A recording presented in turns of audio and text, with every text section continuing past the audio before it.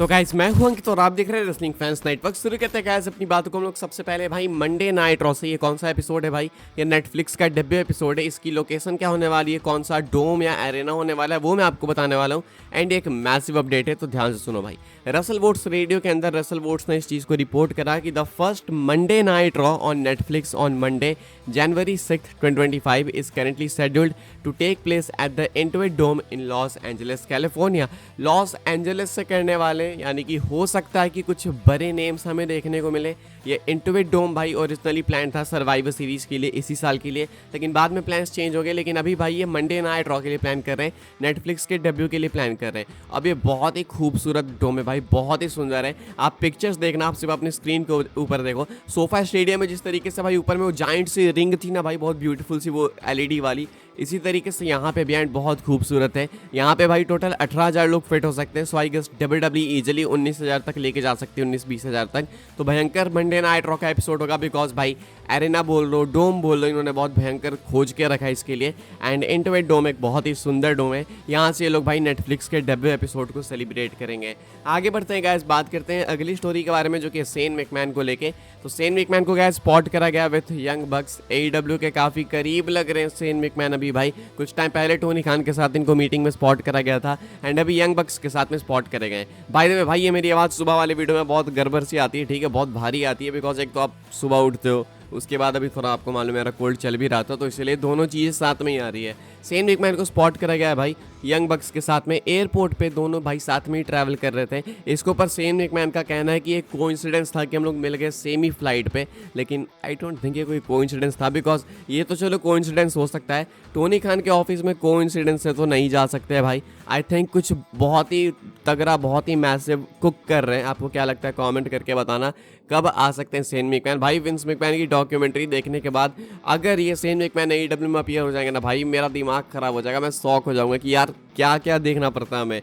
तो मुझे लगता है कि अपीयर होंगे। By the way Vince McMahon की डॉक्यूमेंट्री मैंने कंप्लीट कर ली है, एंड इसी वीडियो के एंड में उसको पूरा रिव्यू कर दूंगा, ठीक है। तो शेन मैकमैन को यंग बक्स के साथ में स्पॉट कराएगा। क्या आप लोग इनको AEW के अंदर देखना चाहते हो? यस और नो कमेंट करके बताना जरूर से। आगे बढ़ते हैं गाइस, बात करते हैं अगली स्टोरी के बारे में, जो कि वॉर रेडर्स को लेके, यानी कि एरिक एंड आइवर को लेके। तो भाई एरिक एंड आइवर जो है ना, वो दोनों ही कंफर्म हो चुके हैं WWE रिटर्न के लिए। दोनों का रिटर्न आपको देखने को मिलने वाला है।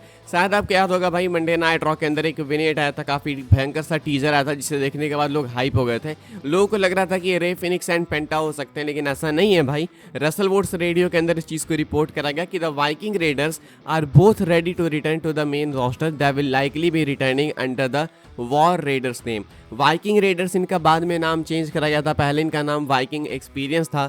वॉर रेडर्स भी इनका नेम होने वाला था, लेकिन इस नेम को स्क्रैप कर दिया था विंस मैकमैन ने। लेकिन अब क्योंकि विंस मैकमैन नहीं है तो कोई रोक टोक नहीं है, एंड ये वॉर रेडर्स के नेम से आने वाले Erik and Ivar. WrestleVotes ने इवन ये भी कहा कि इन्हें नहीं पता भाई कि सारा लोग ज्वाइन करेगी कि नहीं करेगी, लेकिन ये दोनों तो होने वाले हैं पक्का। अब ऐसे में ये कब आएंगे नहीं पता, लेकिन टीजर्स WWE दिखाने लगी तो मैं एक्सपेक्ट कर सकता हूँ कि ज़्यादा टाइम लेंगे नहीं, बिकॉज ऐसा भी नहीं है भाई कि ये दोनों कोई बहुत मैसिव स्टार्स है जिनके लिए आप हाइप बिल्ड करो 2-3 महीने उसके बाद लेकर आओ। लेकिन हाँ, स्टिल आई थिंक कि सही टाइम है इनके आने का। एरिक एंड आइवर अब आ सकते हैं, वॉर रेडर्स के नेम के अंदर आएंगे ये। तो थोड़ा आदत भी डालनी होगी भाई, बिकॉज मेरे मुंह पे तो छप चुका है वाइकिंग रेडर, लेकिन अब ये वॉर रेडर्स होने वाले।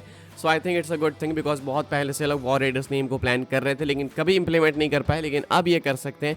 So it's a good thing I think eventually. फिलहाल भाई इनके लेके अपडेट यही है कि दोनों कंफर्म है, बहुत जल्दी आपको देखने को मिलेंगे। जो टीजर आया था मंडे नाइट रॉ में, विनेट आया था, वो इनके लिए ही था। आगे बढ़ते हैं गाइस, बात करते हैं अगली स्टोरी के बारे में, जो कि एक बहुत ही इंसेन स्टोरी है भाई। ये रेसलमेनिया 41 के टिकट्स को लेकर बहुत ही मैसिव है। मैं आपको बताता हूँ, रेसलमेनिया 41 के टिकट्स तो भाई डायमंड के भाव पे बेच रहे हैं लोग, डायमंड के भाव पे। सोने की भी मैं बात नहीं कर रहा हूँ, हीरे की भाव की बात कर रहा हूँ।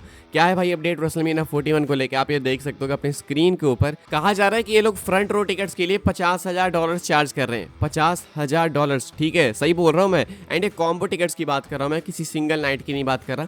तो सपोज अगर आप जाते हो रेसलमेनिया, अगर आप प्लान करते हो, सिंगल टिकट की बात कर रहा हूँ मैं, लेकिन आप दोनों नाइट्स देखना चाहते हो, तो आप अपने लिए दोनों नाइट्स बुक करते हो, तो देन आपको $50,000 पे करने पड़ेंगे, यानी कि इंडियन रुपीज़ में 42 लाख रुपए 2 नाइट के एक्सपीरियंस के लिए। एंड बगल में आप दोस्त वगैरह फैमिली मेंबर को लेके जा रहे हो, वो मैं काउंट नहीं कर रहा हूँ, उनके टिकट्स अलग है। तो भाई ये बहुत महंगे टिकट्स है, लोग देख के पागल हो गए, बोले भाई ये क्या बेच रहे हैं, ये टिकट बेच रहे हैं या फिर हीरे जवाहरात बेच रहे हैं, क्या बेच रहे हैं। लेकिन कहा जा रहा है कि साथ में कुछ एक्स्ट्रा पर्क्स भी ये लोग देने वाले हैं, यानी कि हो सकता है कि कुछ चीज़ें आप स्टेडियम में से उठा के ले जा सको। क्या पता भाई आप $50,000 में किसी रेसलर को लेके जा सको, हो सकता है। अभी भाई ये कुछ बताया जा रहा है कि रो 1 के इतने मैसिव प्राइसेस है, भयंकर प्राइसेस है भाई।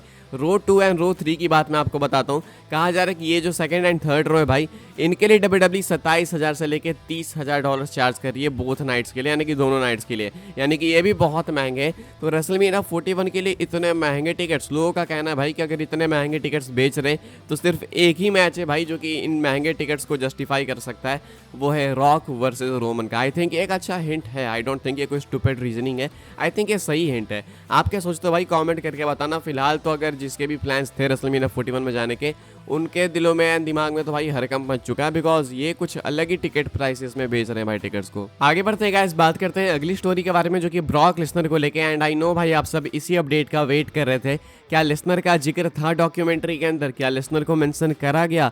अगर नहीं करा गया तो क्या लेसनर वापस आ सकता है? एंड करा गया तो क्या सब कुछ खत्म? मैं आपको बताता हूँ भाई, जब मैं एपिसोड देख रहा था 2 दिन लगे मुझे, 2-3 दिन लगे, बिकॉज मैं एक फ्लो में नहीं देख सकता, उतना टाइम नहीं था मेरे पास। लेकिन हाँ भाई 2-3 दिन में मैंने कंप्लीट करा, अब कंप्लीट कर चुका हूँ। स्टार्टिंग में लेसनर का मेंशन कहीं नहीं था। जो पहला ब्रॉक लेसनर का मेंशन आया, आई थिंक वो स्ट्रीक ब्रेक करने टाइम आया। उसके बाद लेसनर को 2-3 बार मेंशन करा गया, लेकिन लेसनर को जब भी मेंशन करा गया पॉजिटिवली ही मेंशन करा गया। ऐसा नहीं था कि कुछ लेसनर के खिलाफ बताया जा रहा है या फिर इस केस से जोड़ के बताया जा रहा है। तब तक तो सब कुछ सही था, यानी कि लेसनर के मेंशन से दिक्कत नहीं थी। दिक्कत तब थी जब लेसनर को मेंशन करा जाता है इस केस के अंदर, यानी कि इस वाले लॉसूट के अंदर, जनरल ग्रांट वाले के अंदर। क्या इनको मेंशन करा गया इस लॉसूट के अंदर? अनफॉर्चुनेटली एंड में करा गया। जी हाँ, लेसनर को भी मेंशन करा गया, इस लॉसूट से कनेक्ट कर दिया गया। साफ साफ बताया गया कि लेसनर का नेम आया है सामने, लेसनर ने कमेंट नहीं किया इस चीज़ के ऊपर, ये सारी चीज़ें साफ बताई गई है। अब क्या इसका मतलब है कि लेसनर वापस नहीं आएंगे? अनफॉर्चुनेटली इसका भी आंसर है यस। जी हाँ, लेसनर वापस नहीं आएंगे।